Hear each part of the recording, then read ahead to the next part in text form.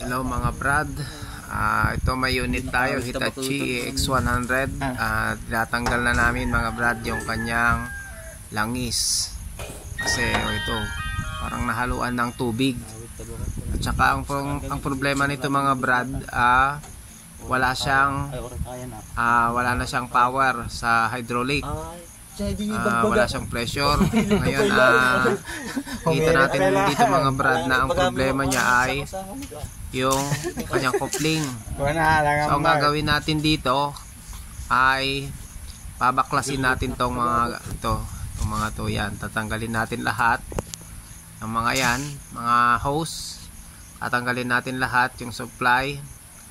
O yan mga brad, tinatanggal na namin yung ibang mga parts. Yan. May mga kasama ko dito. Dito kami sa gilid ng dagat. Ayan mga guys, tatanggalin muna natin tong mga ibang mga hose. Hindi ko siguro, kasi may hawak akong camera, siguro hindi ko makukuha lahat to. Kaya kailangan nating magtrabaho. Siguro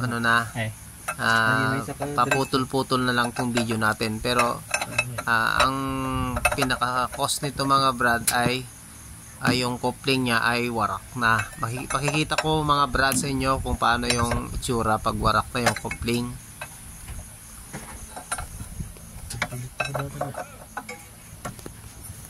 Tarap sa mana tarap. Apa ya?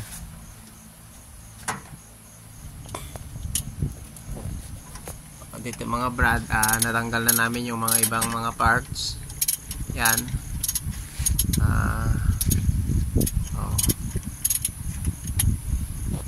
Konti na lang, mabubunot na yung bomba, yung pump, hydraulic pump.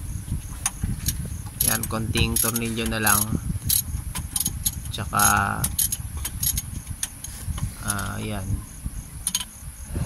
Ayan mga brad, tatanggalin na natin, bubunutin na natin yung kanyang pump. Ayan. Kita na natin yung diferensya ngayon. Ayan. Tanggal na. May bababa siya. O yun, wala na. Ubus na yung nakatornilyo dun sa may base ng pump. At saka yun naman, dito sa may flywheel, makikita natin na bali-bali na yung napulting mo lang dyan yun yung part ng coupling, parang sa damper yan kung sakaling sa motor meron siyang damper. Yan po siya, wasak-wasak na. Ayan, so makikita natin sabog siya talaga. Tatanggalin muna natin pagkatapos may mga nabaling mga nut, ay mga bolt pala, may mga nabaling mga bolt dyan, at saka dun sa kabila bali lahat bolt nya. Dyan naman may isang nabali na bolt. Ito mga brad, naikabit na namin, naibalik na namin. Lalagay na lang yung ibang mga parts. Suction. Ito saka yung ito na lang natitira dito sa may high pressure sa suction.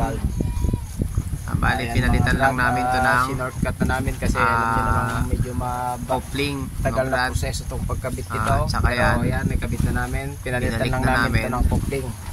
Saka tune na lang mga guys kung anong mangyayari pag kung okay na siya. Mag-ooperate ba ito? O gagana ba ito? Ayan mga brad, yung tambutso na lang.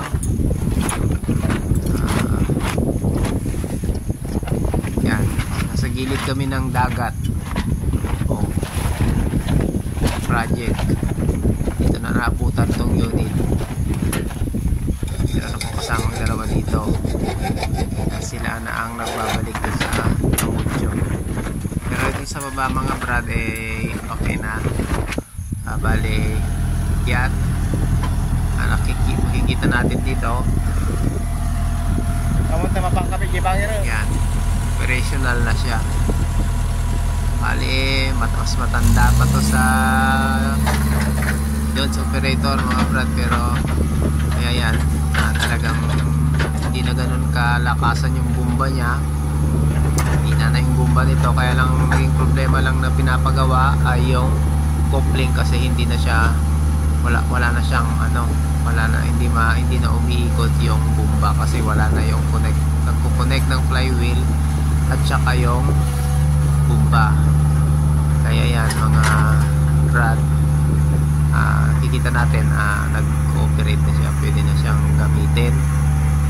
Ayan mga guys, kung sakaling may natutunan kayo dito sa video na to, paki-like na lang, subscribe, saka follow ang ating page para sa mga bagong content na para updated po kayo sa mga bagong content na ilalagay natin dito sa ating page. Okay mga guys, thank you sa panonood.